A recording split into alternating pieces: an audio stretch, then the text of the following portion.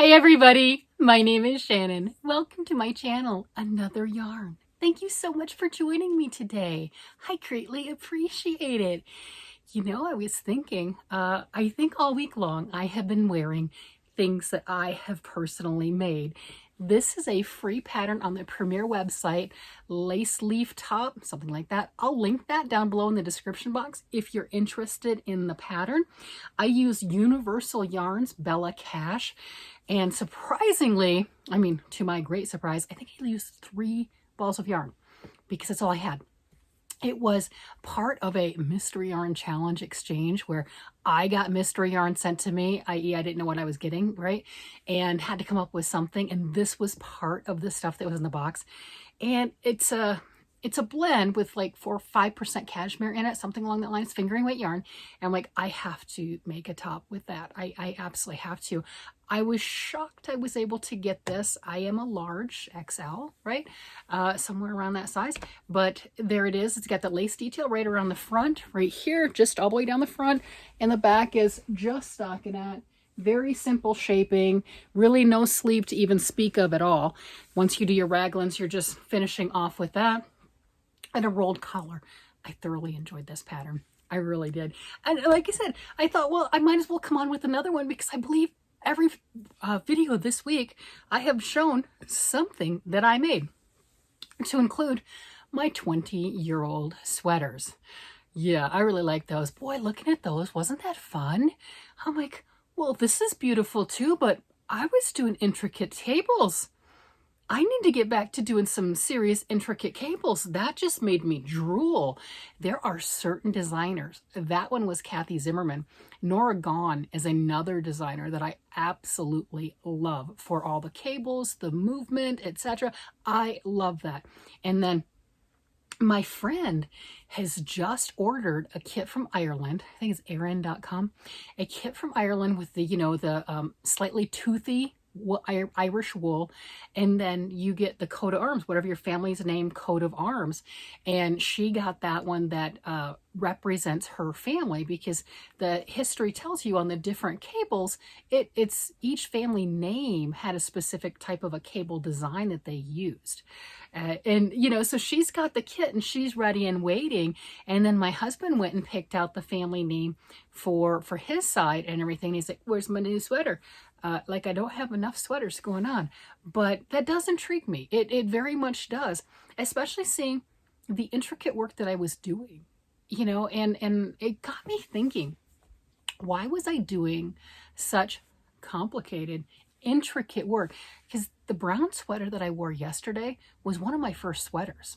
It really was. That was one of my first knit sweaters. And, here it's all over cable and there's lots of stitches everywhere. And it's just like, wow, the wow factor was there. I remember going to one of the local yarn stores, long gone by now, and asking if they had anybody there that would help sew things together. And they didn't, because I had made all the pieces and everything. I'm like, ooh, now what do I do with it? Because I hadn't done it before. I hadn't. That was it.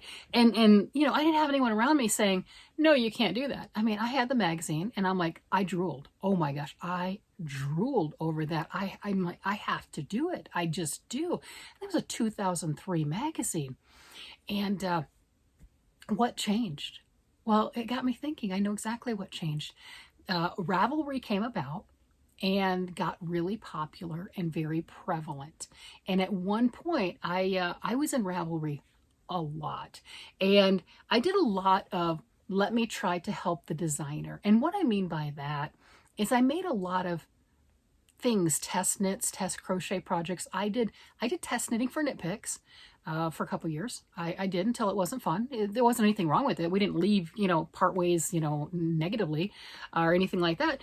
I did it while it was fun. I also did, Hunter Hammerson has quite a few books out. The Curiosity Cabinet is a sock book. And in her first print edition, she's on her second or third print of that particular book. I think I might have a couple copies of it because I got it as a gift.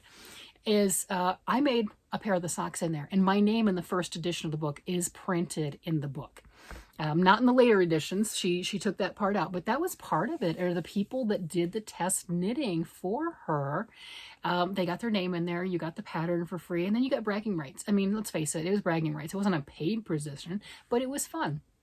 And I did a lot of test knits and test crochet projects. I definitely did both for quite a few designers, some very popular and some just getting on board, you know, up and coming. So following patterns. And then one of the other things that I also like to do was make patterns that maybe didn't get a lot of love. You know, a lot of people hadn't seen them, just so you could have a nice picture on Ravelry, just so you could have that. And that was an old account. I lost track of that account, but I did that for quite a while. And I think part of doing that, there's certain amounts of creativity that I lost in that, because I was doing those things. Crochet was my first love, no doubt. Oh my gosh. And with crochet, you take whatever and you're like, hey, I want it up a little higher on the side. So you just build it on that side. And they're like, oh, I want something over here. Then you just grab your crochet hook and you build it on that side. I mean, it just works. It just clicks in your brain. And if you've been crocheting a while, you're probably over there going, I know exactly what she's talking about. And if you're brand new, you're like, I have no idea what she's talking about. But with that, I took that knowledge and that understanding of fabric, and by no means was an expert, but I took that knowledge and everything, understanding. I'm like, I can make that with knitting, because knitting was new to me. You know, obviously, I've been knitting over 20 years. I keep saying 25, but I think it's more than that now, because that sweater was 2021, so 21 years ago, and that was one of my first sweaters. So taking that knowledge of crochet and how I piece things together, I learned how to do the same thing with knitting.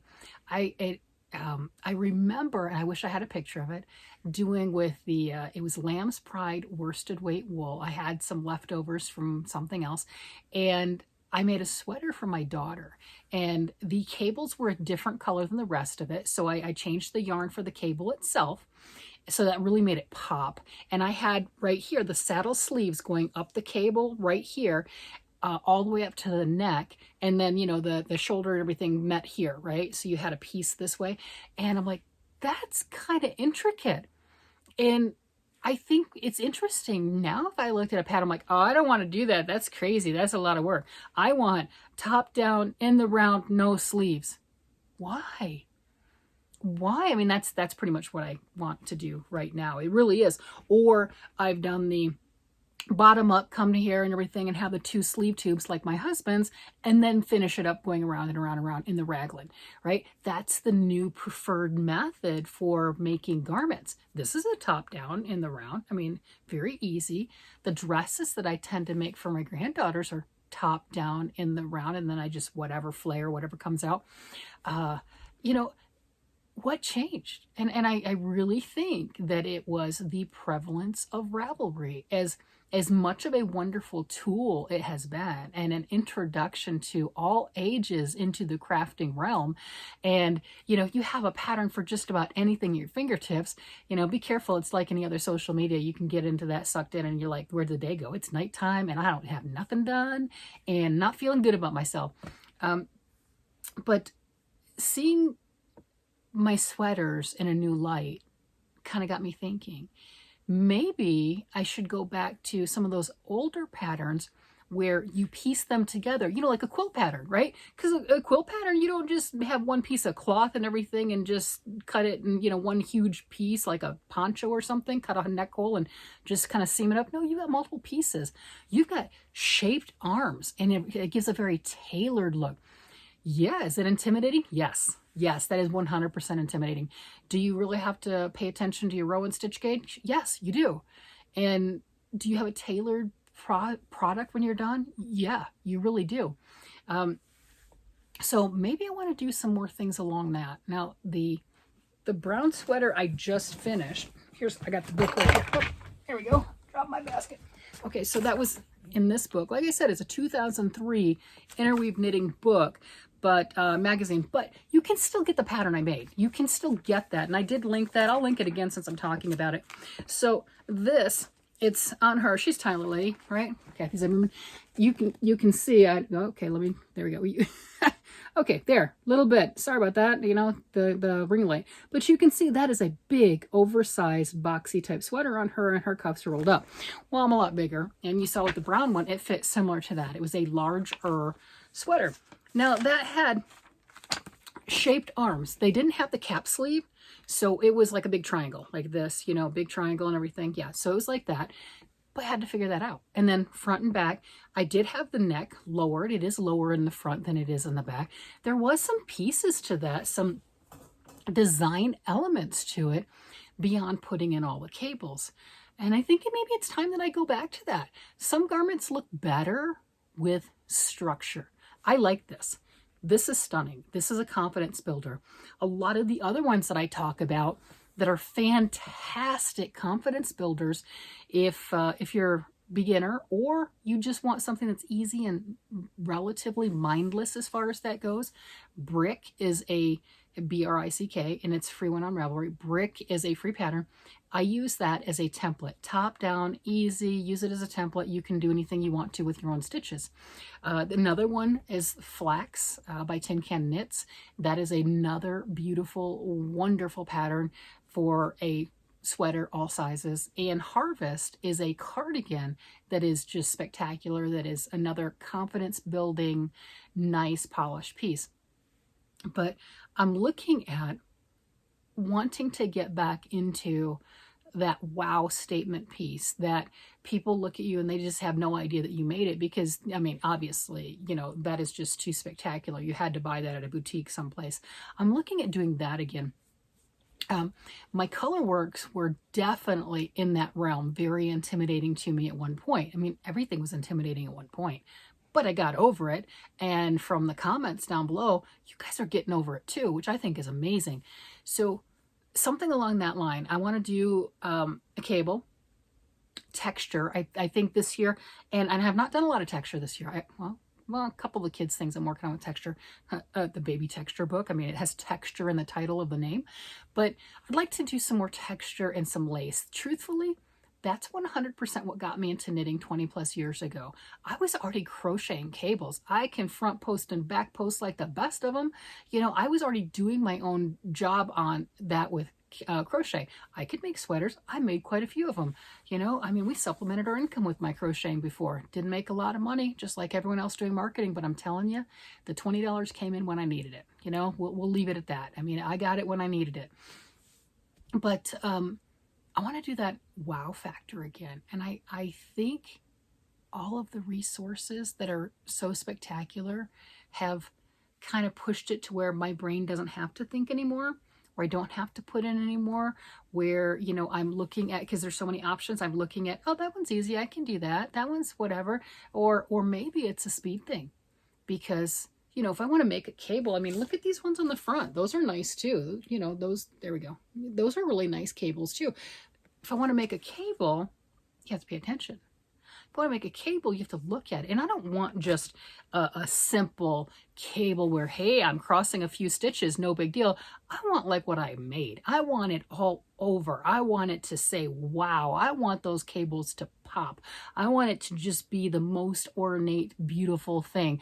I want to do mixed media. You know, I like to do the wow factor of mixed crochet and knitting, because not a lot of people do it. There are some. That's what I'm looking for on that. And then I'm trying to figure out, when is that going to happen? Where do I fit that in? You know, I'm doing stuff already, and I'm having fun with it. I'm not complaining about it, because I'm telling you, I am playing with yarn all the time, and I love it.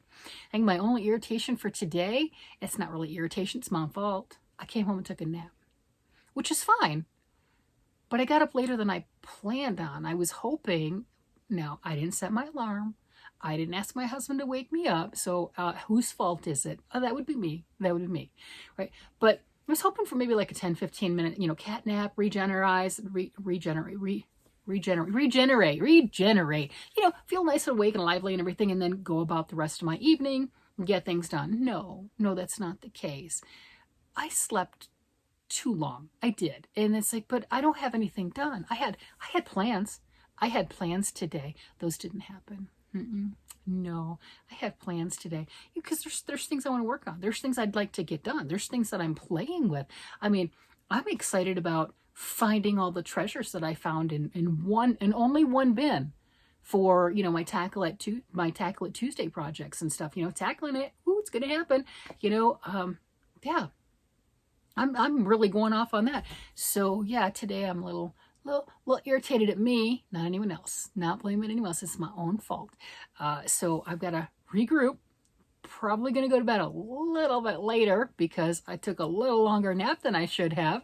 And maybe I'll just get all the stuff done then. And it's just a different order and no harm. No harm. No one's hurt. No harm. I'll get some stuff done. I will. And saving grace was I stopped and picked pizza up on the way home, so I don't have to make dinner.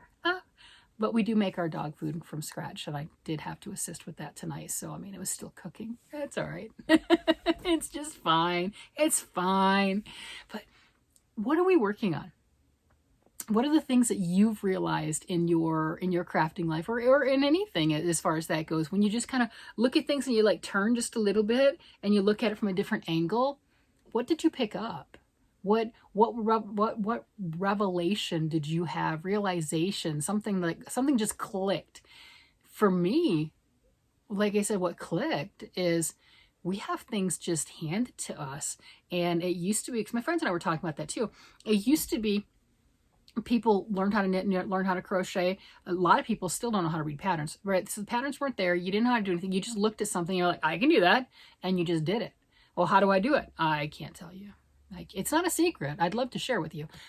Like my granddaughter's dresses, when they wear them, I'm with them, you know, people are like, ooh, do you have a pattern for that? No. Well, could you write it down? Oh gosh, no.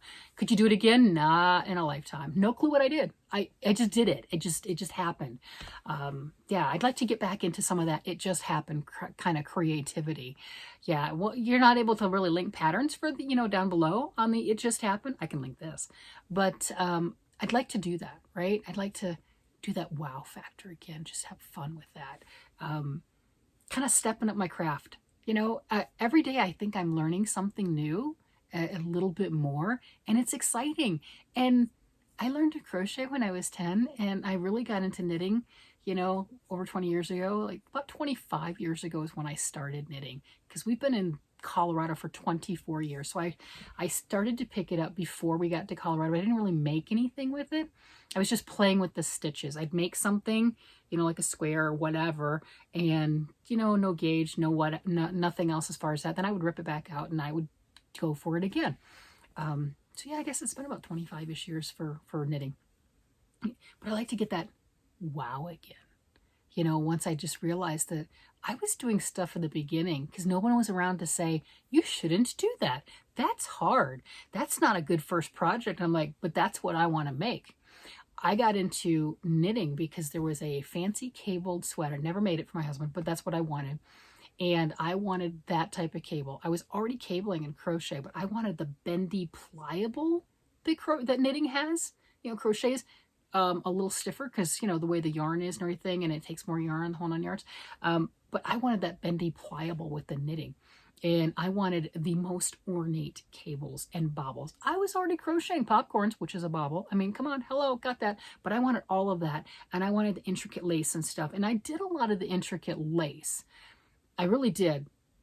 I don't know if I'm going to get back down into the intricate lace because as we age, things happen. Yeah, we know. So, you know, that makes a little bit of a difference with working with things that are very, very small. I'm glad I did it when I did it. I'm glad I did it and I was able to, and I can talk about it, and I'd love to share some pieces with you, but they were given away or gone or whatever long ago. It's just how that works. But I do have a lot of lace still in my stash, and I do have, you know, stuff as far as that goes, the remnants, and maybe stick around for the Tackle It series. I will come across other lace projects. I'm pretty sure I will, that you'll be able to see some partials. And will they get done? I don't know. We'll have to, we'll see when we get there. You know how that goes. We'll cross that bridge when we get to it, but not really sure, because tastes change, skills change. Some of the projects I will probably end up pulling out because my tension has changed, my skill levels changed, all of that. I won't be able to match what I did way back when. And that's okay, because whatever the project, and I don't even know what it is yet, but whatever I come up with and whatever I find, if I have to pull it out, that's okay, because it gave me joy when I made it. It made me excited and happy to get to whatever level I was at, and it helped me to build the skills and the confidence to continue on. So that's not a failure in any way, shape, or form. It's just not, you know, and if I rip it out and pass the yarn off to somebody else or whatever, it doesn't matter. It did its purpose, and it filled me with joy at the time. So if you're in that boat and you're looking at your projects and you're deciding whether you keep it or you get rid of it or whatever needs to be done with it, don't feel sad. It did its purpose. It might not be what you would expect today, but it did its purpose. And you should be proud of yourself, because it helped to build your skills and it helped to show you that you could do more, and it gave you confidence. So take that as instead of a negative, as a positive. You did it. Kind of like that theme that I'm talking about too of this year of, I want both successes and failures. The successes, pretty easy to explain. The failures, that's okay. It means you tried something. You did something. So what if it didn't work out the way that you had planned or you hoped? You learned something and you had fun experimenting. So those would be the failures, but it's still not really like a bad failure, you know, something like that. So that's where I'm at this year. I hope you join me with this. Like, share, subscribe, because we're going to have a lot of fun. With that, I'm going to go ahead and let you guys go. You guys have a great day, night, evening, whatever it happens to be. And I will talk to you again later. Bye-bye.